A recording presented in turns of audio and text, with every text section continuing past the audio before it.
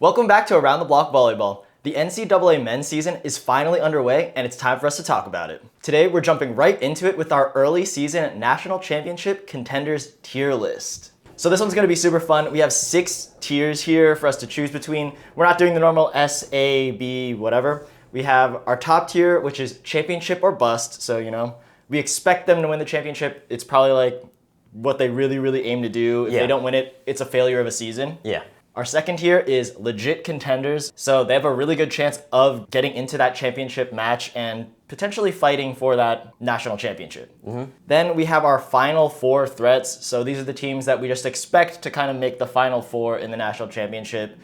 And yeah, that's pretty self-explanatory. Yeah. Then we have our dark horse tier. So it's the teams that may be underlooked right now, but they could pose a real threat to some of these championship teams in the tournament. Then we have our prove it tier, which is we need to see a little bit more from the teams to really feel like confident that they're going to be able to challenge any sort of thing in this tournament. Yeah. And then our bottom tier, which is no real expectations, or it's going to be a long shot for them to make or win the tournament. So let's get right into it. We're going to be using the ABCA rankings from, I think January 12th was the one that we're reading off of. And we're just going to go down that list and start placing these teams in where we think they're going to go. So the first team here we have at number 1 is UCLA. Yeah. Big team, always a contender, of course. Yeah, lost in that championship game against Long Beach. Yep. Again, they played really well. They beat Hawaii earlier on, just before that. You lose Cooper Robinson, right? Yeah. That's the big name that, everyone knew about and is big that they lost. But you still got some really good players on this team.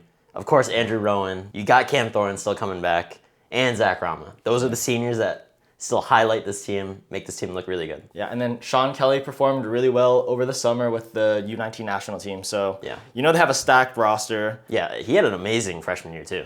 Really good freshman year. Yep. So, UCLA, they're always in championship contention. They out of the past 3 years, they've won 2 of them. Yeah. Just not last year. So, they've got a really decorated team. I think for them, we just have to put them in championship or bust. For sure. Andrew Rowan's a senior, Cam Thorne's a senior, Zach Rama a senior. This is their last chance to really make that run. So, yeah, they got to get that championship or else it's basically a failure of a season. Yeah, this is their last year. You want to hopefully send these seniors out on a big one here. Yeah, get Andrew Rowan as a 3rd championship. Yeah. So, but now we're moving on to number 2, where we have Long Beach. These are the champions from last year, but as we all know, there's no longer Moni Nikolov on this team, so it's going to be a bit of a struggle. That's a big person to lose. He was the best player on that team, by far. He was the best player in the country. Yeah, very easily. Yeah, and we can't even oversee it.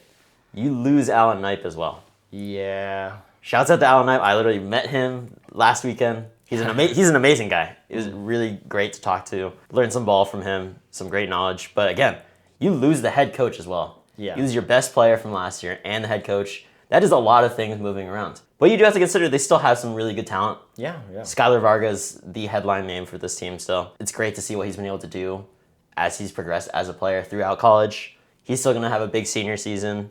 Ben Braun has been a really good middle for them. Yeah. They still got a lot of guys that are coming back. I think a couple of the other guys to talk about, they have Jackson Christ, who was one of the middle blockers for this U19 team that won over the summer, and he's already looking really good, actually. So yeah. They've got a stacked, refreshed roster. They're also bringing back Daniil Hershchinovich. Health still to be determined, I guess. Yeah. He didn't play every game so far.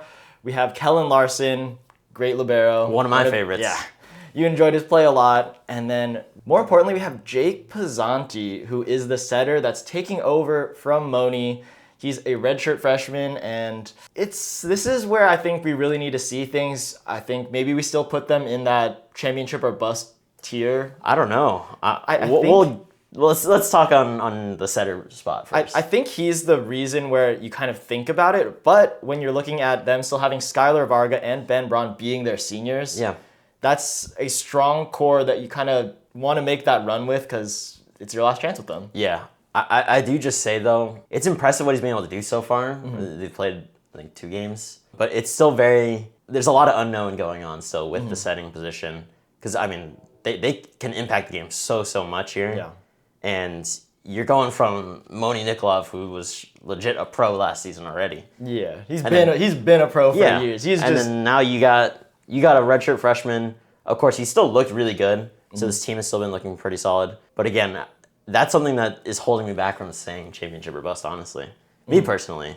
Yeah, I think for me, with the way I see the championship or bust here, it's when you have like some of the star NCAA players who are seniors already, especially for basically just like these top 5 teams. These top like 5 teams are not going anywhere below legit contenders. Yeah, that's fair. And I think when you have like seniors that are kind of like the heart of your team. I mean, Skylar Varga has been the captain already. Yeah. So it's like you kind of want to be like championship or bust in that way where they need to get this championship. And I think they do have the skill and some of the experience to do it. I mean, a lot of these players are returning. They made that run last year. Yeah. I mean, it helps. You have the same pins that you wanted from last year.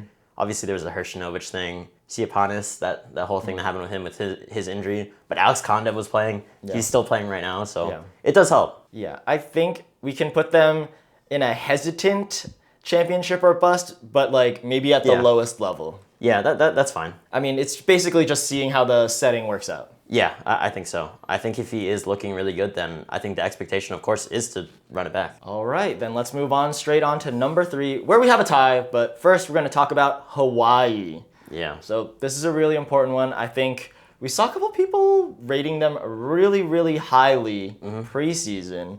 I think JTM Volleyball. Shouts out to you. Yeah, I think he had them at his number 1 by a long shot, I think, according to him. But now we've seen him play a little bit. They did lose to Loyola Chicago. Yeah, they did beat him the day before, but they also lost, But I think when you're thinking about the number 1 team in the nation, you didn't expect them to lose to Loyola Chicago, especially because they did lose their number 1 guy in Parker Van Buren. Yeah. So it's a tough one for Hawaii. I think looking at their roster also, they did lose Alei Choi, which is pretty important. Yeah, that's huge. But you still have a lot of really young talent on this team as your starters. Yeah, and then you brought in Travell Jordan. Yeah. I think he got hurt recently, so he didn't play in one of those last games, but Ofek Kazan has also looked pretty solid in the middle as well. They've pretty much been able to run back a lot of their roster. Yeah. You lose the libero spot, but a lot of the roster is coming back. So I mean, keeping all of your pins and your setter together, that's pretty important. I mean, sure, like the middles, I guess you need to build that connection up a little bit more. Yeah, Kurt Newstern is definitely a loss for them. Yes, but one of my favorite hype moments of the year. But again, you brought in Travell Jordan, which again, when healthy, he's an athletic beast. Yeah. So again, I think that helps. But I don't know. I still think that this team is still young. Yeah. Which makes me think that it doesn't have to be a championship or bust for them. Yeah. I think the expectation for them is to win it. I don't think there's any questioning that. Yeah. But I don't know, at least me personally, if they should be in that slot. Yeah. Or maybe it's like a bias coming in. I don't know. I'm not sure. It just feels like they don't have the seniors to have to be, hey, we got to win it now or we're not going to have a chance at it again. Yeah, the exact urgency doesn't feel like it should be there the same way that it was for the past 2 teams that we talked about. Yeah. I mean, they are very good, so they are still legit contenders, so I think we probably put them in the legit contenders tier. Okay. It just feels weird. Just listen to our reasoning, though, Yeah. I mean, I think they'll be in that fight. The problem, I guess, is that we've seen them look a little bit shaky just because of that first early season loss to Loyola Chicago. I mean, they did win one, but yeah, you just don't expect a top team to lose. Then we can move on to the other number 3 team, which is Pepperdine, where they also have a great team. They're bringing back a bunch of their heavy hitters. I mean, they have Jacob Riley at the libero. He was the highest All-American ranked libero from last year. He's been amazing. Yeah. Then we have Ryan Barnett, also All-American. Cole Hartke, he's potentially the future of the right side for the U.S. Yeah. So that's already speaking volumes about him. So I think they are extremely good. And with kind of these seniors again, they will want to make that run. Now it's just, do we expect them to really, really be in that championship match? Yeah, I will say too, I think for Ryan Barnett, this is definitely a season where he could be a pick to win National Player of the Year. He's definitely in the running. Yeah, I think he has that because they're gonna want him to do a lot of things on this team for them to be very successful. And if he puts up those types of numbers, I don't see why he wouldn't be in there, especially if this team is really high at the rankings. So it's definitely possible. But again, I think expectations for this team, at least contending wise, I think they're still pretty high up there. Yeah. Just you have to understand how great Ryan Barnett is, and Cole Harkey has. I think he's got a whole different level to get to right now. Yeah, in my opinion, I actually think that it's going to be hard for maybe Ryan Barnett to win National Player of the Year because I just think Cole Harkey is going to be that good. Maybe. Where I'm like, he might be a contender for National Player of the Year in his own right. So it's possible. It's always one of those things when you have like 2 National Player of the Year contenders on the same team. Yeah, it could hurt you. Yeah, it's like, the same thing that we kind of said for Kentucky for the women's season, where both of their outsides were kind of in the running. It made it a little tough. Hey, but let's not forget, years back, those 2 guys at Long Beach that ran it back to back, TJ and Josh Tuaniga, that happened, and they were on the same team. So I guess it could happen. I don't know. I don't know if they're going to be as dominant as the Long Beach I'm not saying that teams. they are, but But it's possible though. Yeah, I think it's just something that could mess it up for them in terms of just getting that. But I think that does mean that they are a very, very strong contender. Yeah, they're definitely up there to win the championship. So how do we want to put them here? Like we said earlier, they are not going any lower than legit contenders. Yeah, I don't know. Is it a championship or bust for them? I don't know if we want to just keep relying on them being seniors that we want to say that. I don't know if the expectation is fair to say championship or bust, though. Yeah.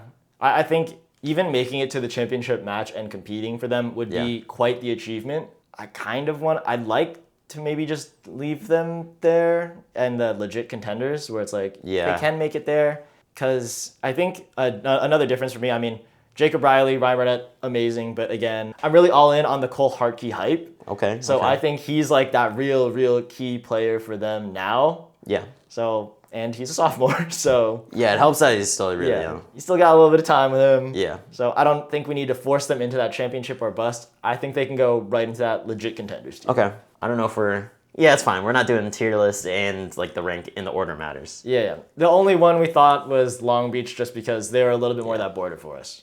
All right, now we have the number 5 team. One of our favorites personally, just because we've had 2 of them on the channel before. We have USC, where they have Dylan Klein, a true National Player of the Year favorite right here, and a friend of the channel. So, I mean, very quickly, we're going to be a little biased. Yeah, so we're going to be biased about It's going to be tough. But just speaking about the rest of the roster, they have Caleb Blanchett, also friend of the channel. And then Parker Tompkinson as one of their middles. They also have Tiago Zamprogno, who's a junior middle blocker from UCLA. They still have Johnny Dykstra, Sterling Foley. They have this sophomore class that's also really great. Yeah. As well as Noah Roberts as their redshirt junior outside, who's going to be competing with Sterling Foley.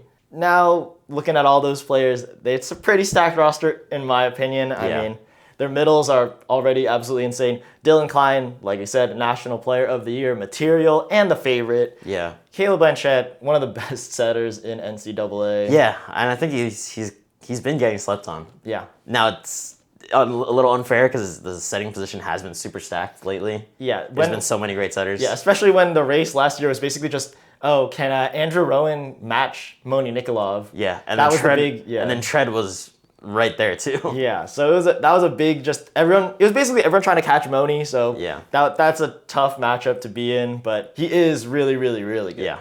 Let's just get our biases in there. We're putting them in championship or bust. I mean, this is Dylan Klein's senior season. Yeah, I think you got to try and go for it. This is the time to do it. Mm-hmm. This is your main point scorer right here. Yeah. And the leader of this team.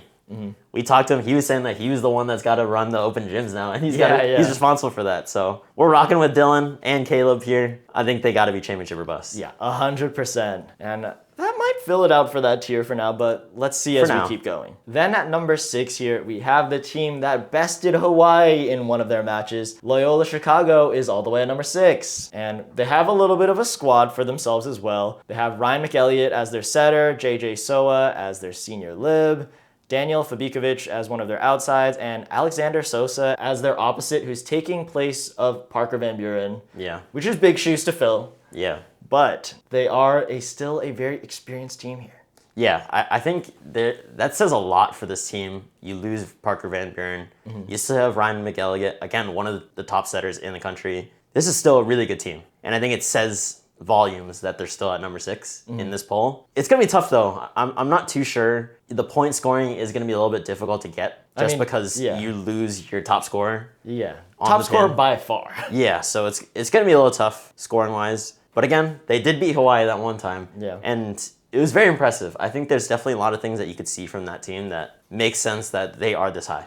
Right? The service pressure that they had on Hawaii was crazy.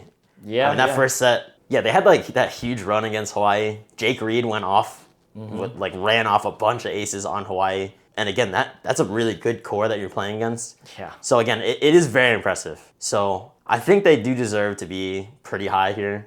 Yeah. I don't know if they're higher than legit contenders, though. I don't know if they're at legit contenders. Yeah, I don't think we're gonna put them in championship or bust. I mean, especially being one of the non-West Coast programs. Yeah, I guess it does. A little bit. Nowadays, it is very impressive for the non-West Coast programs to be like playing at such a high level. So I already think that legit contenders is a great spot for them to be in. Yeah. Now it's, do we want to put them there, or do we think that they're more of like a Final Four-esque team? We can kind of look at the 5 teams ahead of them to kind of like really see, do we expect them to be in that Final Four? I think it's definitely possible. Yeah. I mean, we did see them best Hawaii already. Yeah, I think that's the only thing that makes me think, could they be in legit contenders? But it's still hard to say. I think it's still really early in the season.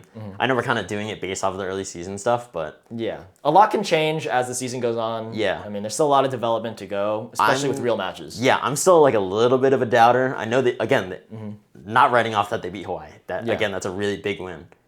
But I'm still just worried about where the scoring is going to come from when you don't have like a crazy serving game. Yeah. Yeah, I think then, Final Four threat is a perfect spot for them. We can put them right there. Then let's move on to another elite team from last year who has some big losses. We have UC Irvine. So this is a really, really tough one. They switched up a lot of their roster still while keeping some key players. They lost Halir Heno. I mean, that's National Player of the Year from 2 years ago, I think. Yeah. So that's already a very, very big loss. But they did replace him with another French outside. So UC Irvine sticking to being really French. I mean, that's all good. They still got quite the squad for them. They still have William Darcy and on Kiriko. They still have Micah Goss. Yes, another friend of the channel. Yeah, another great player. I mean, he's been amazing. Yeah, I think we're also expecting him to be one of the best middle blockers in the country. Yeah. So they have that. And then they're still bringing back their redshirt sophomore libero, Shane Aitken, who was one of the best liberos in NCAA also. Yeah, this is still a really strong team. Again, there's just a lot of stuff that had to move around, though, which makes me hesitant to put them really high. Yeah. I think they still have a shot at Final Four threat, but I'm still skeptical, though. Yeah, I'm unsure. I think it's when comparing them to some of these other top teams, it feels a little bit just not on that level, but still incredibly good. One of the teams to watch in NCAA overall. Just maybe not all the way out there in legit contender or, definitely not championship or bust. Yeah. But I feel like with the way that we're going right now, I feel like it's fair to put them in the same area as Loyola Chicago, though. We can put them in Final Four. I think they still have that same level to go to. William Darcy was still really good. I think there's still some space for them. I mean, to me, it's dark horse or it would be Final Four. Yeah. I think Final Four is good. I don't think we're particularly going to underrate them or anyone's going to really underrate them. Yeah. So I don't know if they're like especially a dark horse. So I think they could be in that fight to get into that Final Four. I think that's a perfect spot for them. Yeah, there's some more spaces open as well in the national tournament. So yeah, they won't get snubbed like last year, and they can get in, hopefully. There are going to be some snubs, unfortunately, because we just have a small tournament. Yeah, that's just how it is. Yeah. But now we have the number 8 team. We have BYU, who ended up picking up some good players here. Yeah. I guess over the downfall of GCU, they picked up a couple of the GCU players. Most importantly, they have Trent Mosier, who is back at BYU. Yeah. He ended up leaving to go to GCU, and we all know what happened there. Yeah. So he's back. He's the top scorer. He's bringing BYU up to being at an elite level. But I don't know exactly where everyone thinks that they're going to be at. I mean, there's some hype for BYU, but I don't know if anyone's cheering for them quite like BYU fans only. The rest of their team, they have Jackson Fife as their libero. Their setters, they're still working out a little bit. I see Tyler Herget or Kyle Zedeker just both competing for that position. I mean, that's just how it is when you got another great setter coming in. Another starting level setter coming in for the team. Yeah. And then their other outside, it's been getting mixed up right now. I think I see Talian Jonathan Tufunga, Connor Oldani, and Trevor Herget as players who have gotten a little bit of playing time so far in this early season. So it's tough to see. I mean, their games have been like pretty easy so far. Yeah. So not a tough schedule. But now, how do we want to place them? I think just including myself, when you're thinking of the top teams, BYU will always be there. But I think nowadays you're not specifically thinking about them being that good. Yeah. Or at least contending for the national championship that good. Yeah, because they're still going to be good in their conference for sure. Yeah. But yeah, past that and then, really threatening to win a championship. Yeah. That I don't think it's really there. But I do think that Trent Mosier is also a sleeper pick for being a National Player of the Year level player. I mean, he is scoring out of his mind. Yeah, he'll be at that level for sure. Yeah. So I think they could be an actual true dark horse here. I think so too. Yeah. I think it makes sense for a dark horse. Again, I think Trent Mosier again was slept on last year because of GCU. Again, they still had a really good season last year, but again, he just wasn't at like the really big programs where everyone's talking about it. So I think this is still a really good spot for them. They still have good players. BYU was still really good last year. So this is definitely a spot for them. I think it makes sense. All right, then. Let's move on to number 9, where we have Lewis. They have beaten Stanford 3-0. So another great program that they've beaten. Yeah. And they found their way up here at number 9 for their team. Main players here, they have Oguzhan Oguz as their senior right side. Nico Paula as their senior libero. Daniel Haber, a senior outside. That's a big 3 right there. They also have Diego Estrada, Dejan Todorov as one of their outsides. And, I mean, that's a squad. That's a squad that's going to be hungry to get some wins. Yeah. Because it is the senior year for 3 of their best players. Yeah, that's a big core that you want to really push.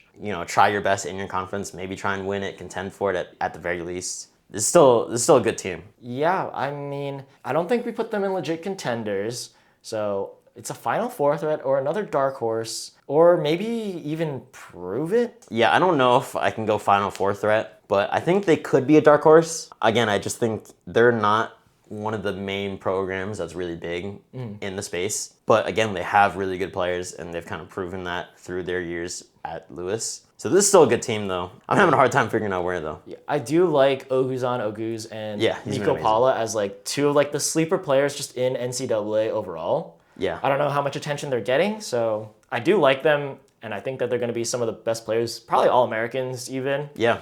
It's just how much are they going to do for the team? Where do we want to put them? It's interesting because I feel like prove it here as we want them to prove it, and I think by beating Stanford 3-0, they like kind of proved it. I know. That's what. Also, maybe they shouldn't be in prove it just because they already did a little bit. So maybe they're really a dark horse, and we're still sleeping on them. Yeah. It's entirely possible that we are not giving them the credit that is due. I mean, we're already hyping them up a little bit, but it might not be enough. Yeah, I think it makes sense. I think we should put them dark horse. Okay. Then, at number 10, we have one of the best schools in NCAA. We have UC San Diego. Absolutely no bias here.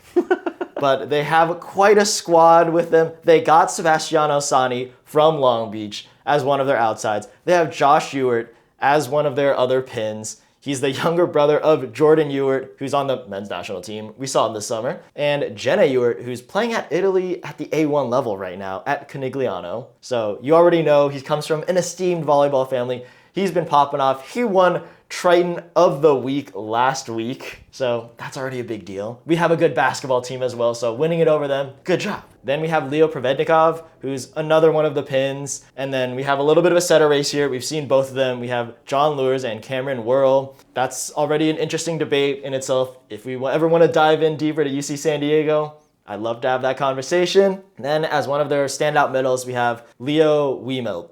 So UCSD, really, really stacked team. They're definitely underrated to everyone that's not me.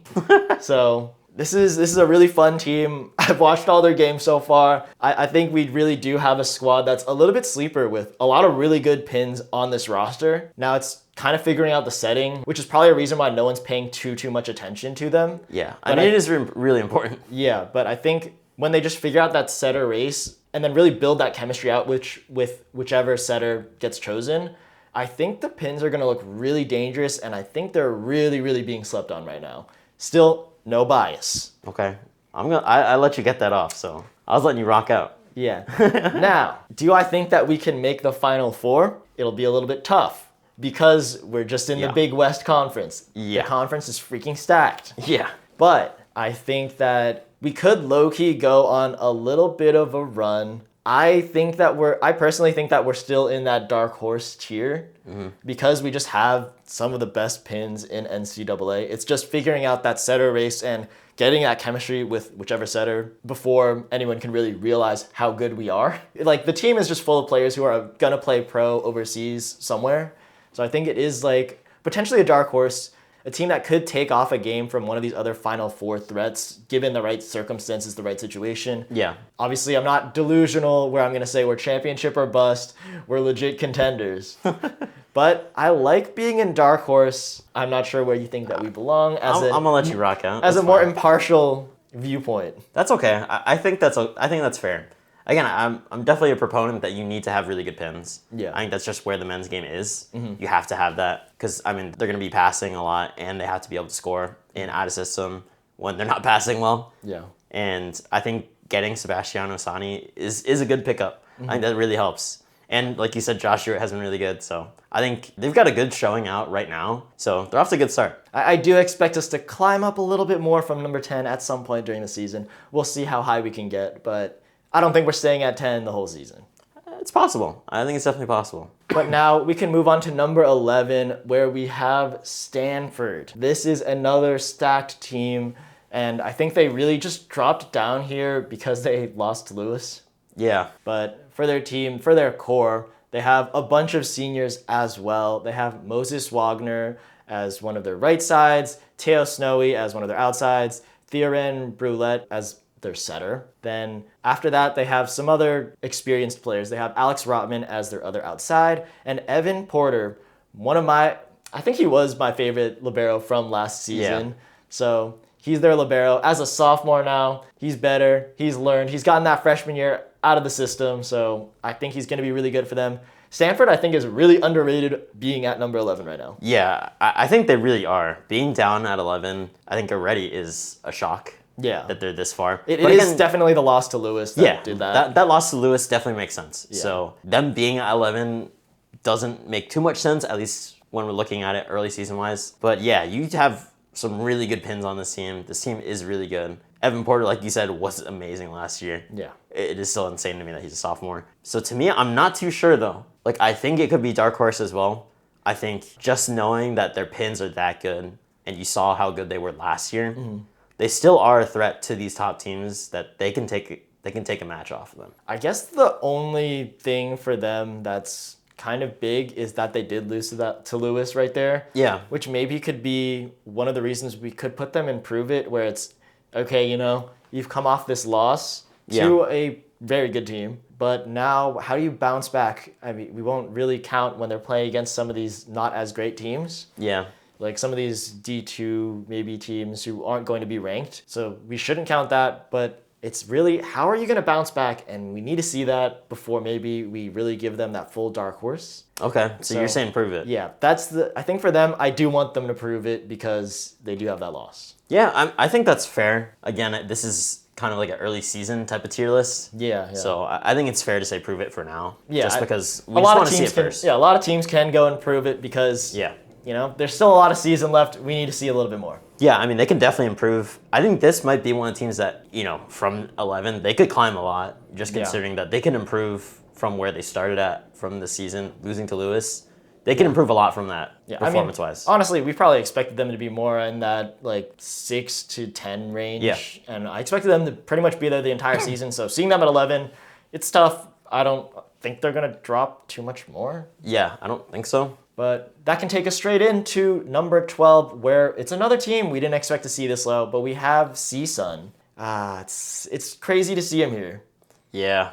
Again, you lose Donovan Constable. I think that is a big connection that you lose, especially considering, Jalen Phillips, he worked really, really well with Donovan Constable. Yeah. I think you could tell that they had a really good connection. And, that does worry me a little bit, just considering how CSUN is going to look, knowing that he is their guy to go to. I'm sure the setter is going to be able to figure that out as well. I'm not doubting that. Yeah. Their setter this year is Owen Doffner. Yeah. So we'll see how that connection builds out. It is crazy because we did expect Jalen Phillips to be kind of one of the best right sides in the nation, and he probably still will be. Yeah, I think that's definitely a lock, that he's still going to be one of the best right sides. Now it's just how will that connection be? How will just playing with this team that's undergone a couple changes. Yeah. I don't know if we can put them anywhere above Prove It right now, just because we do need to see how it's going to build out. Yeah, I think you just have to see how they perform in their conference and how well they look against some really good competition. Just see how they hold up against the better teams. Mm-hmm. I think then we can figure out, okay, maybe they definitely earn a little bit higher. But I think for now, Prove It makes sense. All right, now we have number 13, where there's another tie. But first, we have to talk about Ohio State here. They have a great team. They're bringing back a lot of players. They had, I think, a couple All-Americans themselves. They have Shane Wetzel, who's a senior right side, Stanislaw Chasinski, who's one of their outsides, one of the best freshmen in the nation last year. Yeah. Daniel Hurley as one of their outsides, Daniel Henwood Rodriguez as their setter for this year, and Drew Hudson as their libero. I think this is another team that's getting pretty slept on. I think maybe it's another effect of not being in California, not being in the California teams. I think that's something that kind of gets them slept on. I personally think that they're going to be pretty good this year. Yeah, I really think so too. Shane Wetzel, again, is going to be a player that he's going to kill it. And again, I think him being at Ohio State does give him, it's not that they're in that tier, but it is a dark horse vibe where, again, they're going to be really good. And people just are not going to talk about them that much just because they're not in the Big West, which again is like the conference for volleyball. Yeah, that gets the most attention. Yeah, so I think Ohio State's still going to be really good here. Mm-hmm. I'm not too sure where to put them though. Honestly, it's weird because we have those two teams in Prove It. Yeah. But I feel like Ohio State has the players have already kind of proven how good they are. But are they a dark horse? I think the best comparison is BYU, because to me that is like the pinnacle dark horse right now for us. How do they stack up to BYU? It might be similar. Yeah, I think basically looking at their pins, I kind of don't mind putting them in a dark horse. And just the fact being that they're really underrated right now, including, I guess, by the coaches. Yeah. So, yeah, we can put them there, especially because I don't know if they necessarily have to prove as much because it's not like they've taken a loss or something like that. Yeah. Nothing too crazy's happened with the roster. I think we can put them in the dark horse kind of tier. Let's rock out then. Then, still tied for number 13, we have our other team, the historical team that I've talked about. We had Penn State here. So, more representation here. If you want to talk about them, go ahead. I mean, this is another storied program, great team. Yeah, I think a big thing is the pins. That's maybe something that you worry about. Mm-hmm. But again, they do have a lot of really good guys there. I mean, there's a whole list of them. But I think with Penn State, to me, what I always think about is Ryan Murk. Yeah. He, again, is that hard hat lib that is going to sit and be willing to put any ball up. He's going to do it. And again, he really was one of the best liberos in the country. He just didn't really get the recognition for it, which I feel like he deserved. He's definitely up there. Owen Rose, another really good middle that, again, if they can get the passing, which they have Ryan Murk, they can get him running. They can definitely have some really good presence in the middle. And then, one of the friends of the pod as well, Jackson Herr, being one of the setters that's going to be for that team. We're expecting big things from him. He already has shown up pretty well so far to start the season. We're just hoping for even more just because, we're so excited. It was amazing talking to him, and he seems like a really great guy, and we wish him the best. He's been looking pretty good, so. Yeah, and then also he's competing with Michael Schwab, so I think they're both pushing each other to be the best that they can, so I think they're looking great in the setter position, regardless of who they're about to choose. Yeah. Because they're pushing each other, and they're also both at the highest level already. So it's a good race. Then for the pins, They just have a big jumbling of pins. A whole bunch of them are still competing for time there. Yeah. I think that's the biggest worry for Penn State is Yeah. who's going to be the final pins that you end up with, which isn't really a problem because, I mean, it's still early season. We still have to figure that out. Each of the pins have had actually so far, they've each had some games that they've been pretty good in, which is why it's tough to I think that's what makes it really hard, yeah. Now for ranking them. Or I guess first, let's just name a couple of the pins that we're talking about. So they have Sean Harvey, Matthew Loma, Miller Truby, Jaden Bethel, and Carter Dittman, all fighting for those pin spots. Yeah. But it's a great competition. They're all really, really good. I don't think you should be surprised seeing those pins switch up every game still for the next couple of weeks because, I mean, they're all freaking good. Yeah. I'm just struggling to not be biased in where to put them either, though. Yeah, for the ranking here, I think where do we go? I think for right now, we need to see them improve it. That's just where I'm standing at. Yeah. I think really setting realistic expectations for this team. You know, if they make another really good run into the championship, I think it's very possible. But again, I think can they strike higher than that? I think that's where I'm worried about. Yeah, I think maybe going against the higher ranked teams, it's going to be tough. They were playing at a pretty good level at the end of last season. I think they really put it together by the end.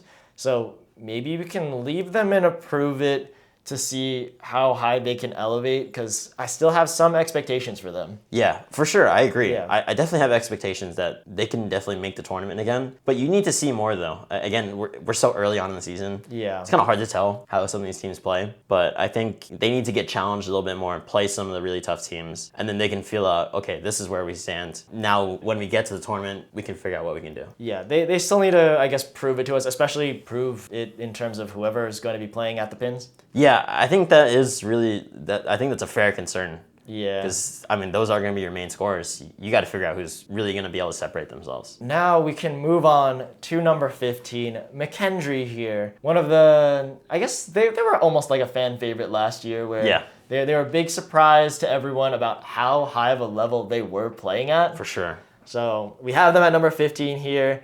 They are a pretty good team. To go over some of their key players, they have Tyler Tripp as one of their outsides, Yadiel Diaz as their libero. Again, one of the best liberos in NCAA. Also slept on, in my opinion. Bryce Wetjen as their right side, Sam Hoskin as one of their outsides, Nate Flater as one of their setters, another slept on setter. Yeah. Very good. Yeah. Again, their energy is just awesome. Mm-hmm. I love what they do. But, you know, there was all that hype that I think I hyped them up a lot too. Yeah. I was like, damn. They're looking legit. Yeah, like shout out Matt Houlihan. Yeah. Who is McKendree? Yeah. They were awesome last year. I think they've been building up momentum as a program. This is just showing the effort and the work that they put in that now they're at 15.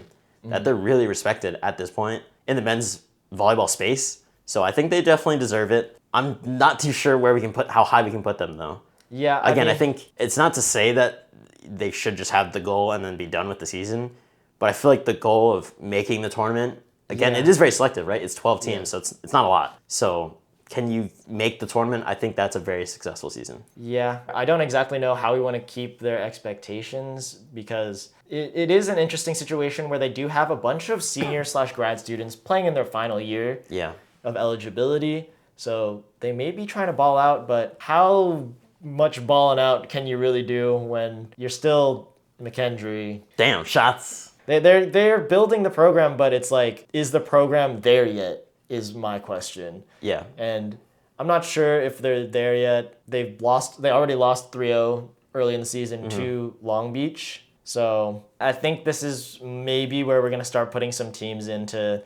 It's going to be a little bit of a long shot in terms of contending for true championship. Yeah. Really getting to that championship match, winning the championship. I think it's going to be a long shot for them. Maybe for them getting into the tournament is already good enough. Yeah, that's kind of what I was saying. I think if they make the tournament, I think that is a successful season. Yeah, making the tournament and then having a good match against whoever they play against. Yeah, and I don't think that's like a detriment to the program at all. I think that is something that you can be positive about. Of course, you want to do more, and the goals are higher than that. But I think that is a goal to set. And it's realistic. I think the team is good enough. And if they do it, I think you can definitely be proud of that. Now we can move on to number 16 here. We have Ball State. Another one of those, a couple years ago, I feel like they were a little bit more of that darling team because they were balling out. They made the tournament. They were doing extremely well. They have a great team for them right now. They have Patrick Rogers as their main outside. Shout out to him. He's from New Jersey. I mean, we're from New Jersey as well, so that's super hype. Yeah. We're super excited to continue watching them play. We're rooting for him the entire time. He may be one of our personal favorites just because we have that bias for us. So, super excited for him. He's been balling already for them. He's been going insane. Yeah. Then we have Ryan Lewis as their right side, Will Basillo as one of their other outsides.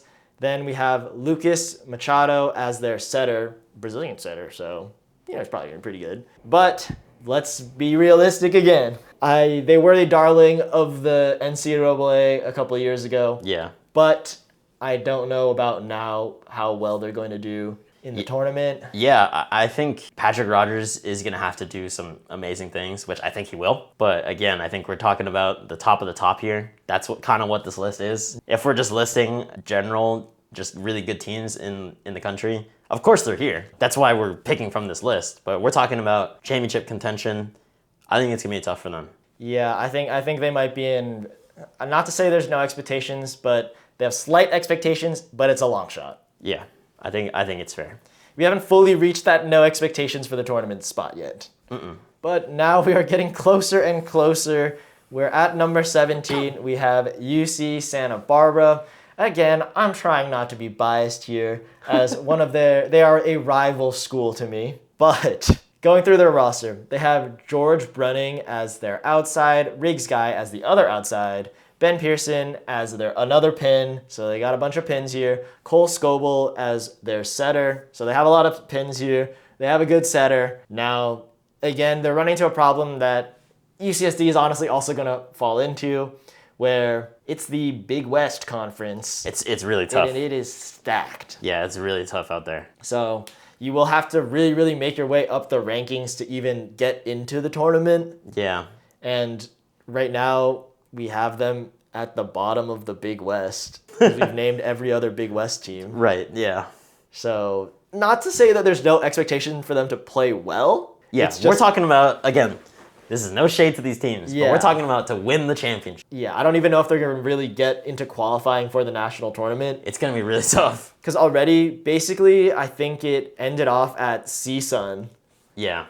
Where we have Hawaii and Long Beach as probably two locks. Yeah. And then the other three between UCSD, CSUN, and UC Irvine are all going to be fighting for those extra spots. Because there's still not a lot of spots to make the tournament. And I think UC Santa Barbara might be just left a little bit in the dust while still being one of the best teams in the nation. Yeah, it's going to be really tough. So, yeah, just conference-wise, I think we just have to put no expectations because, I have them at my 6 for Big West. So, no shade to them. Still a great program. It's just a tough one. Yeah, it's going to be tough making the tournament. And then past that, if they do make it, again, it's going to be difficult. But let's go right into number 18 here. We have Princeton, one of the prides of the Ivy League area. For sure. And pride of New Jersey as one of the teams. They did great last year. Now, they did lose their main attacker. Yeah.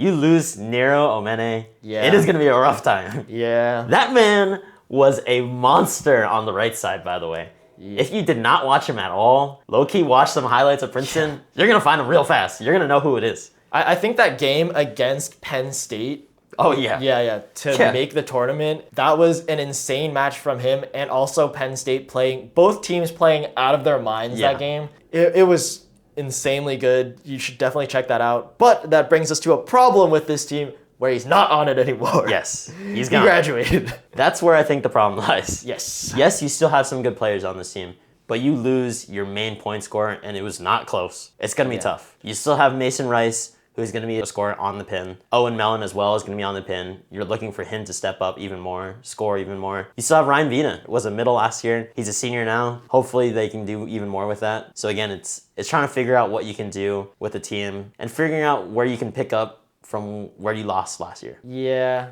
but again, losing your best attacker by far, it's going to be tough. I mean, he's also their best server. Yeah, best in basically all of their offensive categories. Yeah. I think we just have to put no expectations. I think this is kind of the area where we see a little bit of fall off just in NCAA men's volleyball, where there's some, I mean, of course, all these players are really, really good. Yeah. But you're not getting any superstar players as much anymore compared to some of these other teams where we have key players where we're like, they're going to be one of the best in their position. Yeah. Princeton, maybe they can prove it, but not sure if they have that. But let's move on to number 19 here. We're almost done with the list. We have Lincoln Memorial, another squad that they get some hype every now and then. Every now and then they put out rosters that are really, really good, so they could totally prove it to us.